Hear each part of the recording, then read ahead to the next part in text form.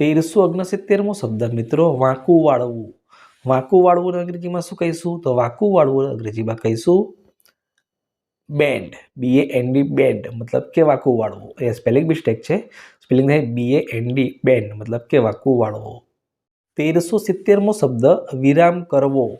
વિરામ કરવોને અંગ્રેજીમાં શું કહીશું? તો વિરામ કરવોને અંગ્રેજીમાં કહીશું to have a break. TO2HAVE have a BREAK to have a break મતલબ કે વિરામ કરવો. 1371મો શબ્દ મિત્રો વ્યાયામને લગતું. તો વ્યાયામને લગતું અંગ્રેજીમાં શું કહેવાય? તો વ્યાયામને લગતું ને અંગ્રેજીમાં કહીશું એથ્લેટિક્સ. ATHLETICS એથ્લેટિક્સ મતલબ વ્યાયામને લગતું. 1372મો શબ્દ શક્તિ. શક્તિને અંગ્રેજીમાં શું કહીશું? તો શક્તિને અંગ્રેજીમાં કહેવાય સ્ટ્રેન્થ. STRENGTH સ્ટ્રેન્થ મતલબ કે શક્તિ. 1373મો શબ્દ શરદી. શરદીને અંગ્રેજીમાં શું કહીશું? તો શરદીને અંગ્રેજીમાં કહીશું કોલ્ડ. COLD કોલ્ડ મતલબ કે શરદી. 1374મો શબ્દ શરબત.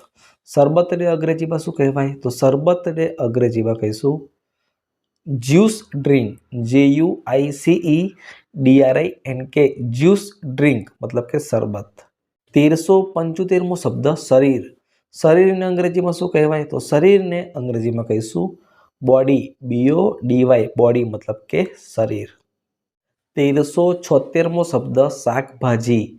શાકભાજીને અંગ્રેજીમાં શું કહેવાય? તો શાકભાજીને અંગ્રેજીમાં કહીશું વેજીટેબલ્સ. VEGETABLES વેજીટેબલ્સ મતલબ કે શાકભાજી. 1377મો શબ્દ શાકાહારી.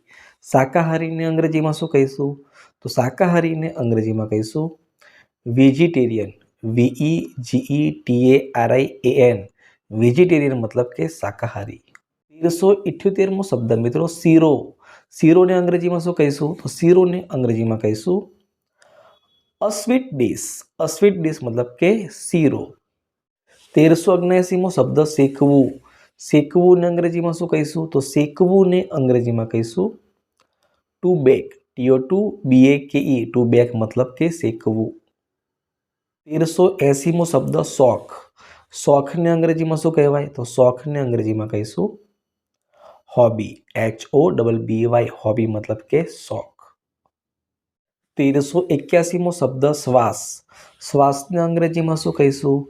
તો શ્વાસને અંગ્રેજીમાં કહીશું બ્રીથ. BREATH બ્રીથ મતલબ કે શ્વાસ. 1382મો શબ્દ સફરજન.